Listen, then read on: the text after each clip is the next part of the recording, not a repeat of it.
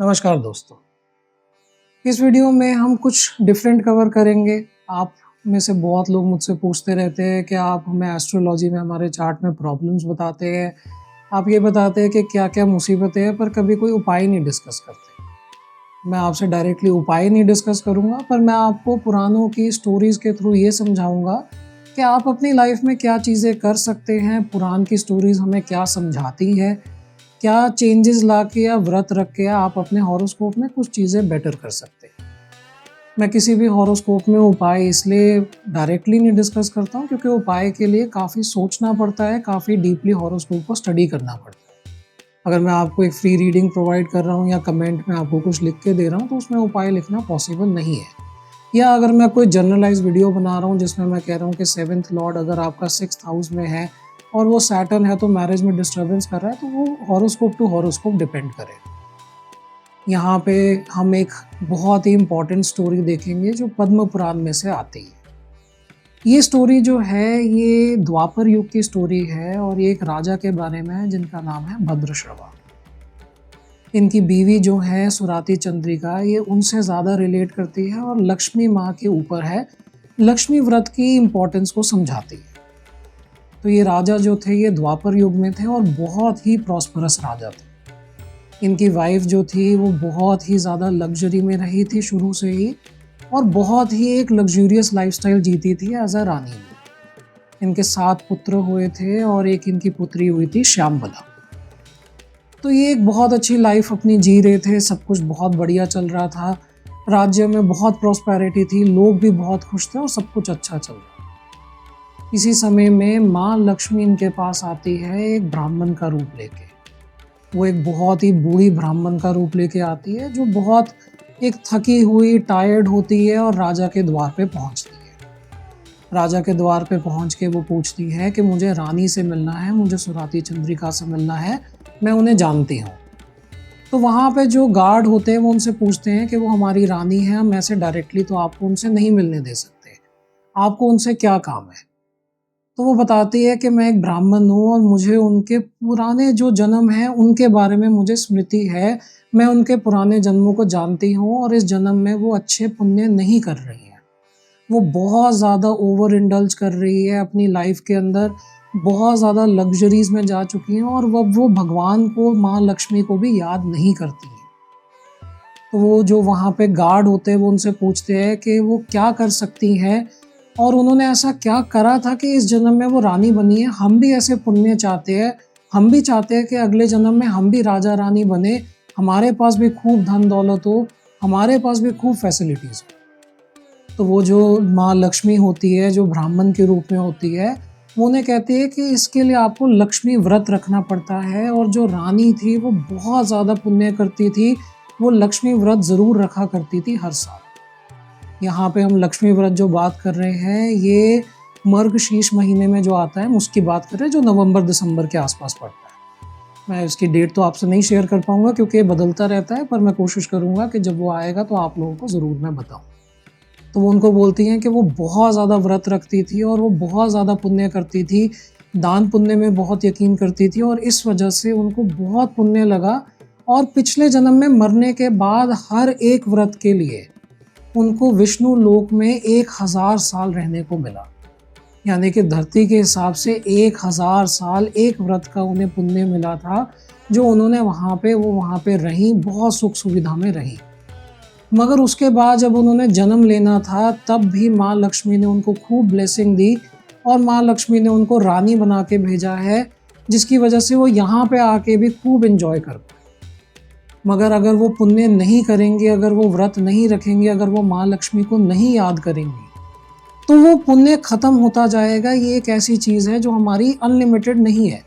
आपने जितने पुण्य करे हैं, उतने ही आपके पास होंगे। माँ लक्ष्मी जो है, जो ब्राह्मण के रूप में उनको गार्ड को समझाती है कि वो पुण्य धीरे-धीरे खत्म हो जाएगा और उनकी जो समृद्धि है, वो भी खत्म होते जाएगी। वो समझाती है कि मेरा रानी से मिलना बहुत ज़्यादा ज़रूरी है ताकि मैं उनको ये सारी चीज़ें समझा पाऊँ। तो जो गार्ड होते हैं वो इस बात को समझते हैं, इसको गंभीरता से लेते हैं और उनको बोलते हैं कि ठीक है, हम आपकी एक बारी रानी से मुलाकात करवाते हैं, पर पहले हमें पूछ के आने दीजिए। तो वो रानी के पास जाते हैं, उन्हें बोलते हैं कि ऐसी-ऐसी बात है, एक ब्राह्मण आई हैं, बहुत ही बूढ़ी हैं, थकी हुई हैं हम उनको क्या बुलाएं, उनका सेवा पानी करें। तो रानी अपने घमंड में होती है, उनके पास सुख सुविधा है, उनके पास लग्जरी है, उनके पास सब कुछ है। वो उनको बुलाती है ब्राह्मण को, उनकी बात सुनती है, मगर उनकी कोई भी सेवा नहीं करती, उनको इवन बैठने के लिए नहीं देती है, और उनकी बात सुन के उनको वहाँ से भगा देती है कि मेरे पास इतनी धन संपत्ति है कि आने वाली मेरी 10 पुश्तों के लिए भी ना ख़त्म हो। तुम्हें ऐसा क्यों लगता है कि मेरे धन संपत्ति, दौलत, लग्जरी मेरी कैसे ख़त्म हो जाएगी? हमारा साम्राज्य इतना ज़्यादा सुखद है, हमारे पास इतना पैसा है, हमारे पास इतनी टेरिटरी है, हमारा कभी भी पैसा ख़त्म नहीं हो सकता। और वो उनको वहाँ से भगा देती है। मगर जाते हुए उनकी जो बेटी होती है श्यामबला, वो उनको रास्ते में मिल जाती है उन ब्राह्मण। और जब माँ लक्ष्मी उनकी बेटी को देखती हैं और उनकी बेटी माँ लक्ष्मी को देखती हैं, तो एकदम से वो रियलाइज़ करती हैं कि ये कोई आम ब्राह्मण नहीं है। और माँ लक्ष्मी भी रियलाइज़ करती है कि चाहे उनकी माँ में वो गुण नहीं है, पर उनकी बेटी में वो गुण है। तो उनकी बेटी उनसे पूछती है कि आप क्यों आए हैं, आप क्या चाहते हैं, क्या हुआ, मैं आपके लिए क्या कर सकती हूँ? तो माँ लक्ष्मी उनको समझाती है, लक्ष्मी व्रत की इम्पोर्टेंस बताती है, और उनको समझाती है कि लक्ष्मी व्रत करने से एक साम्राज्य में भी और एक घर के अंदर भी समृद्धि आती है। एक इंसान अपने हॉरोस्कोप तक को चेंज कर सकता है अगर उसके प्लैनेट उस चीज़ को सपोर्ट करते हैं, अगर कोई माँ लक्ष्मी का व्रत रखता है। ये बात सुन के जो श्यामबला होती है उनकी बेटी, वो बहुत ज़्यादा इंस्पायर होती है। वो उनकी सेवा करती है, उनको अच्छा खाने को देती है, और उनके पाँव छू के उनको वहाँ से विदा कर देती है, और इस चीज़ को हमेशा याद रखती है, और वो व्रत रखना शुरू भी कर देती है। अब श्यामबला जो है, धीरे धीरे उनकी उम्र बढ़ते जाती है। जब उनकी शादी की उम्र होती है तो उनके माँ बाप जो होते हैं, जो राजा रानी होते हैं, वो उनकी शादी करा के उनको भेज देते हैं। मगर उनके जाते ही धीरे धीरे इनके साम्राज्य में डाउनफॉल आना शुरू हो जाता है। धीरे धीरे इनके राज्य में पॉवर्टी आती है, और ये कई बैटल भी हार जाते हैं। इसकी वजह से इनका जो खजाना होता है वो डाउन जाने लग जाता है, और ऐसा पॉइंट आ जाता है जब उनका राज्य पूरा कोलैप्स पे आ जाता है। यानी कि ना जनता के पास पैसा है, ना ट्रेजरी में पैसा बचा है, और इवन अनाज की कमी होने लग जाती है। लक्ष्मी सिर्फ एक प्रकार की नहीं होती है, लक्ष्मी की भी वैरायटी होती है। और अगर माँ लक्ष्मी को हम नहीं पूजते हैं तो एग्रीकल्चर पे, आपकी विक्ट्रीज पे, आपके धन पे, आपकी प्रॉस्पेरिटी पे, हर चीज़ पे असर पड़ता है। तो यहाँ पे उनका पूरा साम्राज्य धीरे धीरे धीरे धीरे खत्म हो जाता है। क्योंकि श्यामबला जो लक्ष्मी माँ को पूजती थी, वो एनर्जी, वो जो उनके पास लक्ष्मी माँ की ब्लेसिंग है, वो एनर्जी है, वो उनके साथ ही चले जाती है। जहाँ उनकी शादी होती है वहाँ खूब प्रॉस्पेरिटी होती है, वहाँ खूब धन संपत्ति बढ़ती है, पर यहाँ पे जहाँ वो छोड़ के गई है वहाँ ख़त्म हो जाती है। उनकी माँ को ये बात रियलाइज़ होती है कि मेरी बेटी के होने से मेरे यहाँ पे संपत्ति और समृद्धि थी, मेरी बेटी के जाने के बाद तो बहुत बुरा हुआ। तो वो अपनी बेटी से मिलने जाती है, और वहाँ जाके वो देखती है कि जितने वो सुख शांति में थी, उससे भी ज़्यादा सुख शांति में, उससे भी ज़्यादा रॉयल्टी में उनकी बेटी है। और उनकी बेटी अपने माँ बाप को देख के बहुत दुखी हो जाती है। वो देखती है कि मेरे पापा इतने बड़े राजा थे, मेरी माँ इतनी बड़ी रानी थी, और उनका क्या हाल हो गया। वो उनके लिए इमीडिएटली पूरा बंदोबस्त करती है, उनको खाना पीना खिलाती है, और उनको खूब सारा सोना, ज्वेलरी एज अ लोन देती है कि आप ये लेके जाओ, आप अपने साम्राज्य पे लगाओ, आप फिर से अपना एम्पायर को रिवाइव करो, अभी कुछ भी देर नहीं हुई है, सब कुछ ठीक हो जाएगा। वो सारा का सारा सोना, ज्वेलरी, सारा कुछ लेके जाते हैं कि हम फिर से रीस्टार्ट करने की कोशिश करेंगे। पर जैसे ही वो अपने वहाँ पे राज्य में पहुँचते हैं, वो सारा सोना कोयला बन जाता है।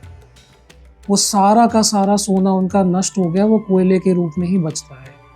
जब ये बात उनको रियलाइज़ होती है तो उनको समझ नहीं आता है कि हमारे साथ हो क्या रहा है। क्या ये कोई श्राप है? क्या उन्होंने कोई ऐसे बुरे कर्म कर दिए कि इनके राज्य में कभी प्रॉस्पेरिटी होगी ही नहीं? तो वो फिर से वहाँ पे जाती हैं, फिर से अपनी बेटी को विज़िट करने जाती है, पर इस टाइम पे लकीली वहाँ पे उस टाइम पे वही टाइम चल रहा होता है कि माँ लक्ष्मी का व्रत चल रहा होता है। तो उनकी बेटी ये बात को रियलाइज़ करती है कि मुझे उन ब्राह्मण ने समझाया तो था, वो जो आई थी मेरे यहाँ पे, उन्होंने समझाया था कि हमें व्रत रखने की ज़रूरत है, हमें माँ लक्ष्मी को याद करने की ज़रूरत है, तभी तो वो हमारे पास आएँगी। तो वो अपनी मदर को भी कन्विंस करती है कि आप भी माँ लक्ष्मी का व्रत रखो, आप भी उनकी पूजा करो, आप भी उनको ऑफरिंग्स दो। ये व्रत वो 4 दिन तक रखते हैं। इस व्रत के अंदर हम चावल बना के जो भी आप पकवान लेते हैं आप दे सकते हैं, पर प्रेफरेबली चावल देते हैं। चावल के ऊपर कपूर रखते हैं और उसके बाद 4 दिन तक हम चावल, अनाज और डिफरेंट दही मिक्सचर्स बना के माँ लक्ष्मी के लिए प्रिपेयर करते हैं। साथ में हम व्रत रखते हैं और उनको ऑफरिंग करके ही हम व्रत को खोलते हैं। तो ये सारे जो विधि होती है, सब कुछ होता है, वो लोग करते हैं। ये सब कुछ करने के बाद जब उनकी माँ इस बार सोने को लेके अपने वहाँ जाती है तो वो देखती है कि राज्य पहले से ज़्यादा समृद्ध होने लग गया है। उनका सोना अभी भी सोना है, वो कोयले में कन्वर्ट नहीं हुआ और वो धीरे धीरे अपने पति के साथ मिलके, राजा के साथ मिलके पूरे एम्पायर को रिवाइव करने में लग जाती है। रानी को ये पता चलता है कि क्या इम्पोर्टेंस है लक्ष्मी माँ के व्रत को रखने की, और यहाँ पे व्रत एक तरीके की रिमेम्बरेंस है। अगर आप ये सोचते हैं कि सिर्फ भूखा रहने से कोई भगवान या कोई देवता देवी खुश हो जाएंगे, तो ऐसा नहीं है। आप उनको याद करते हैं, आप उनको रिमेम्बर करते हैं। व्रत रखना सिर्फ एक बहाना है जिससे आप उनको याद भी कर पाएंगे, साथ साथ आप अपने शरीर को भी रिजुविनेट कर पाएंगे। अब ये चीज़ मेडिकल में भी हम लोगों को पता है कि अगर आप व्रत रखते हैं तो आपकी बॉडी में कई जो सेल्स होते हैं, जो डेड सेल्स होते हैं, ख़त्म हो रहे होते हैं, उनको बाहर निकाल दिया जाता है, नए सेल्स बनते हैं, आपकी बॉडी रिजुविनेट करती है। यहाँ पे जब आप उनको याद करते हैं, विष्णु जी को या लक्ष्मी माँ को याद करते हैं, तो आप उन एनर्जीज़ को भी अपने घर में इन्वाइट कर रहे हैं। चाहे आप इसको साइंटिफिकली देखिए, चाहे आप इसको एनर्जीज़ के फॉर्म में देखिए, देवी देवता के फॉर्म में देखिए, आपको दोनों तरफ से ही बेनिफिट है। अगर आप उनको याद करेंगे तभी वो आपके अराउंड रहेंगे, तभी वो आपके यहाँ पे समृद्धि, अपनी जो क्वालिटीज़ हैं उसको लेकर आ। तो अगर आप माँ लक्ष्मी को याद करते हैं, आप पूरा साल याद करिए, पर उनके लिए अगर आप व्रत रखते हैं नवंबर दिसंबर में, तो वो और भी ज़्यादा आपके हॉरोस्कोप में, आपकी लाइफ में और ज़्यादा प्रॉस्पेरिटी ला सकते हैं। ये हॉरोस्कोप टू हॉरोस्कोप भी डिपेंड करेगा, ज़रूरी नहीं है कि हर हॉरोस्कोप में ये वर्कआउट करे, मगर आपको कुछ ना कुछ बेनिफिट ज़रूर होगा। ये बात मैं आपको पक्के कह सकता हूँ कि आप कुछ ना कुछ पहले से बेटर ज़रूर फील करेंगे, आप कुछ ना कुछ बेटर आपकी लाइफ में होगा ही। महालक्ष्मी जो है वो आपको किसी ना किसी वे में, किसी ना किसी तरीके से ब्लेस ज़रूर करेगी और आपकी लाइफ में प्रॉस्पेरिटी लाएगी। दोस्तों, ये थोड़ी एक अलग टाइप की वीडियो थी जिसमें मैंने आपके साथ एक स्टोरी शेयर करी है पद्म पुराण से। अगर आपको ऐसी वीडियोस और देखनी है, आप और ज़्यादा पुराण की स्टोरीज़ को सुनना चाहते हैं, उनसे रिलेटेड उपाय भी समझना चाहते हैं कि हम क्या कर सकते हैं, क्या चीज़ें होती है, तो आप मुझे बता सकते हैं कमेंट में। इस वीडियो को लाइक कर सकते हैं ताकि मुझे पता हो कि आप लोगों को इस टाइप की वीडियोस अच्छी लगती है। इस वीडियो के लिए इतना ही दोस्तों, धन्यवाद। अगर आपको हमारा वीडियो पसंद आया तो आप वीडियो को लाइक कर सकते हैं, चैनल को सब्सक्राइब कर सकते हैं और हमें डिफरेंट सोशल मीडिया प्लेटफॉर्म पर फॉलो भी कर सकते हैं।